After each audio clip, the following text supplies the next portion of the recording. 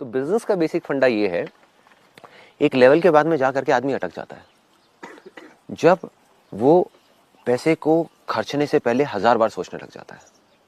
Supposedly अगर मेरा एक रेस्टोरेंट है और मैं ये सोचने लग जाऊं कि यार जो केला है वो 2 रुपए का भी आता है, तो 10 रुपए का केला क्यों यूज करना है? तो 8 रुपए अल्टीमेटली तो नाली में बह रहा है ना। किसी को पता नहीं कि ये 8 रुपए मतलब केले में फर्क नहीं पता लगने वाला 2 रुपए के केले में और 10 रुपए के केले में। बट जो उनका फंडा है, जो मैंने उनसे सीखा और मैं भी अपनी लाइफ में अप्लाई करता हूँ, कि जो चीजें नहीं दिखती वो भी बिजनेस में बिकती है। राइट? कि एक डॉक्टर है जो कहता है कि यार मैं अपना ये जो साफ सफाई की चीजें हैं नहीं करता सफाई, क्या फर्क पड़ता है?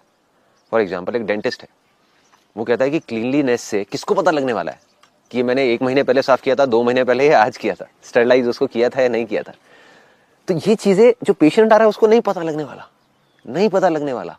ये सिर्फ उस डॉक्टर को पता है, उसके जमीर को पता है, उसके अंदर के इंसान को पता है, जिसकी वजह से उसका खर्चा भी बढ़ेगा, कॉस्ट भी बढ़ेगी। जब वो स्टेरलाइज करेगा, वो सब केमिकल्स को यूज करेगा तो पैसा लग रहा है, पैसा नाली में बह रहा है, जिसका किसी को दिख ही नहीं रहा, फिर भी वो पैसा जा रहा है। तो बिजनेस में अगर सक्सेसफुल होना है तो सिर्फ वो चीजें मत करो कि लोगों को दिखाने के लिए, ये पैकेजिंग अच्छी कर दी लेकिन अंदर प्रोडक्ट में कूड़ा भर के दे दिया, तब आप बिजनेस में लॉन्ग टर्म में सक्सेसफुल नहीं हो सकते। हो भी गए तो खुश नहीं रह सकते, तो बिजनेस बेकार है। वो एक ढांचे की तरह है, ताश के पत्तों की तरह है। तो अगर बिजनेस में आपको सक्सेसफुल भी होना है, पैसा भी कमाना है और खुश भी होना है, तो आपको ये समझना है कि कुछ ऐसा करना है कि अंदर भी इस चीज में my idol is in business and entrepreneurship, it's Steve Jobs. उनका मैंने पढ़ा, मतलब he is a kind of a person, he was a kind of a person जो सिर्फ बाहर से डिजाइन पे काम नहीं करते थे। लोग होते हैं शॉर्टकट मारते हैं कि बाहर से एक डिजाइन बनाया और चेप दिया किसी को भी उठा करके। ही was a kind of a person कि अंदर जो सर्किट का डिजाइन होता था उसमें भी इतना अंदर तक जाते थे, मतलब 1-1 साल 2-2 साल लगा देते थे सिर्फ अंदर के सर्किट को डिजाइन करने में कि वो अच्छा लगे।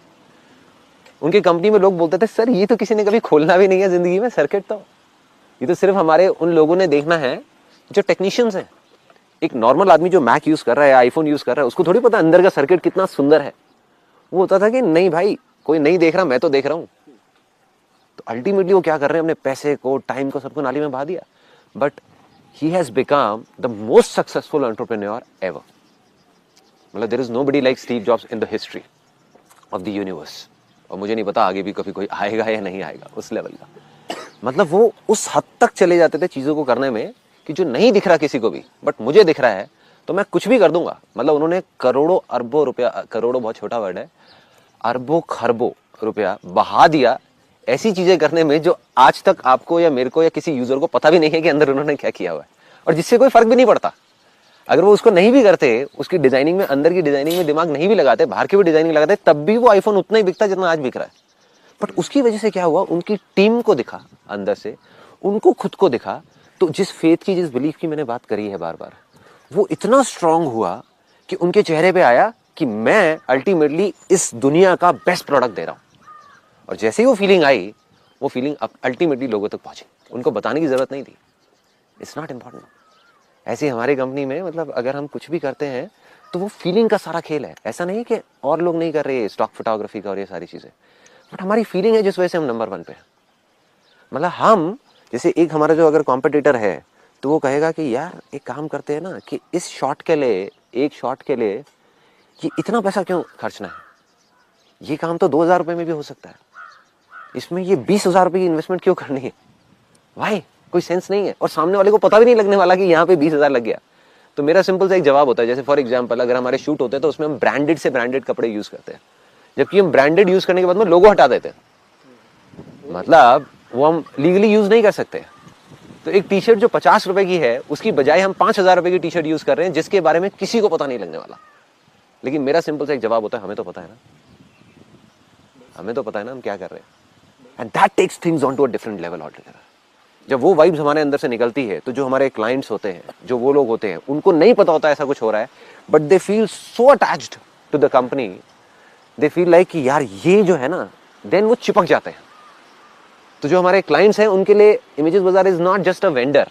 अगर आप पढ़ेंगे जाकर के हजारों मतलब टेस्टिमोनियल्स हैं हमारी साइट पे, यू विल फील दैट कि जो आपके इमोशंस है ना मेरे लिए एज अ पर्सन, वो उन लोगों के इमोशंस है for images Bazaar. There are lot of people who can't live without images Bazaar even for a single day. वो जा करके इतने बुरे तरीके से चिपक गए हैं, मतलब अब अगर हम अब अगर किसी वजह से हम बोल दें कि भाई साइट बंद रहेगी एक हफ्ते के लिए, आई एम श्योर कि हल्ला मच जाएगा कि हो क्या रहा है। मतलब now they are addicted to it. एक जैसे होता है ना कि अगर कोई आदमी कहीं जाता है किसी स्पिरिचुअल गुरु के पास में और वो उसका मन नहीं करता वहां से हिलने का, मतलब ही फील लाइक कि यार मैं कनेक्ट हो गया हूँ, बस ये यहीं पे रहूं मैं तो, जैसे हमारा कर रहा है। हाँ फॉर एग्जाम्पल मे बी। सो ऐसे ही उस स्पिरिचुअल बिजनेस को और स्पिरिचुअलिटी को अगर हम मिक्स कर देते हैं तो बिजनेस ऐसा बन जाएगा कि आपको छोड़ने का मन नहीं करेगा। जो एक होता है कि कस्टमर को सेटिस्फाई करना, ठीक है सेटिस्फाई कर दिया बस बहुत अच्छी बात है, फिर तो बिजनेस हो गया ना। एक है कि उसको डिलाइट करना, कि वो एक्साइटेड हो जाए, वो कहे कि ये है।